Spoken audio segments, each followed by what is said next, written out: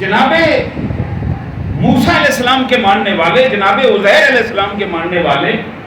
جو یہود ہیں، انہوں نے اپنے نبی کے میلاد پہ نظر نہیں رکھی، انہوں نے اپنے نبی کے میلاد کو منانے کا اہتمام نہیں کیا، انہوں نے ایک روح کو دیکھا، ان کے معجزات دیکھے، ان کے کمالات دیکھے،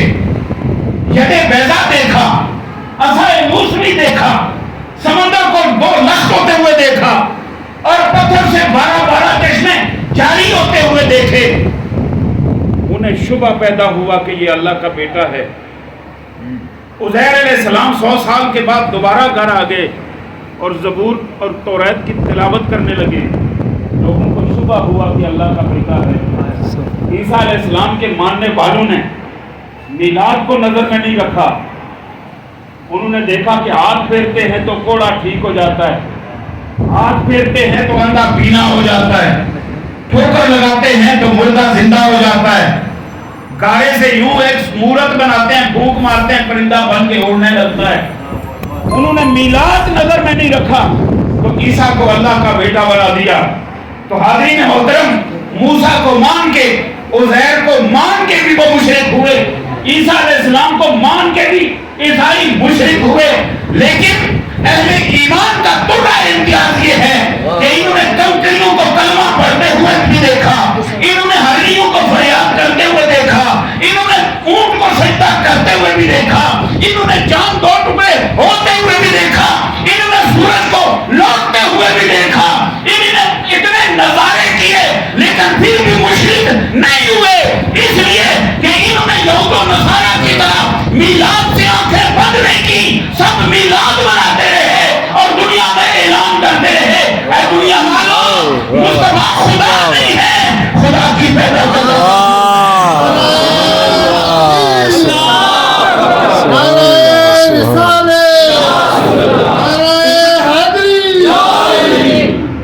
کیا کہنے،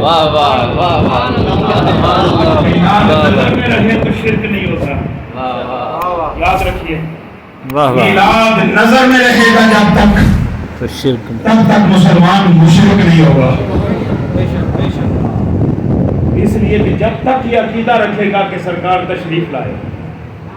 رحمت کونین اپنے والدین کے ہاں پیدا ہوئے، رب کائنات نے آپ کو پیدا فرمایا،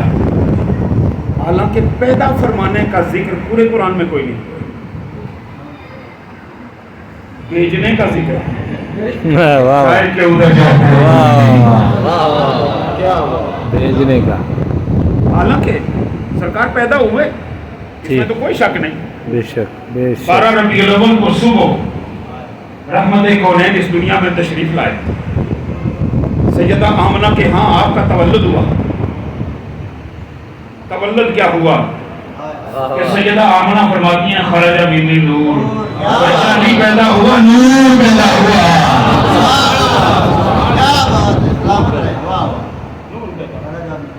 خرج منی نور، اور ایسا نور مجھ سے خارج ہوا، ایسا نور دنیا میں آیا کہ آپ اندر والے کمرے میں ہیں،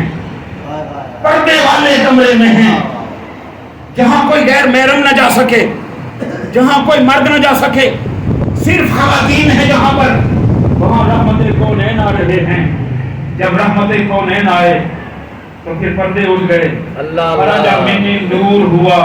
پھر نہ کوئی دیوار حائل رہی، پھر نہ کوئی بازار حائل رہا، پھر نہ کوئی پہاڑ حائل رہا، پھر نہ کوئی سمندر حائل رہا، پھر نہ کائنات حائل رہی۔ حضرت آمنہ اپنے کمرے میں بیٹھی ہیں اور آپ کا عظیم بیٹا دنیا میں آ رہا ہے، اتنی روشنی لے کے آیا کہ آپ نے وہیں بیٹھے بیٹھے شام کے محلات پہ روکا ہے۔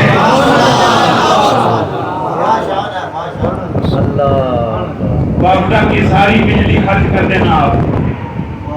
ایک ہی مقام پر، تو آپ جو ہمیں بیٹھ کے اسلام آباد نہیں دیکھ سکتے۔ وابڈا کی ساری بجلی، تربیلا منگلا کی ساری بجلی،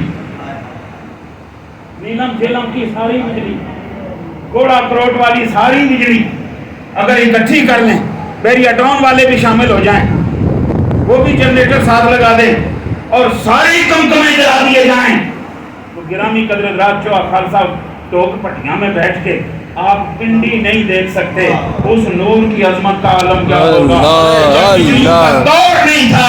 آمنہ نے گھر بیٹھے ہوئے شام کے محلات دیکھتے تھے، شام کے محلات دیکھتے تو کیا کریں؟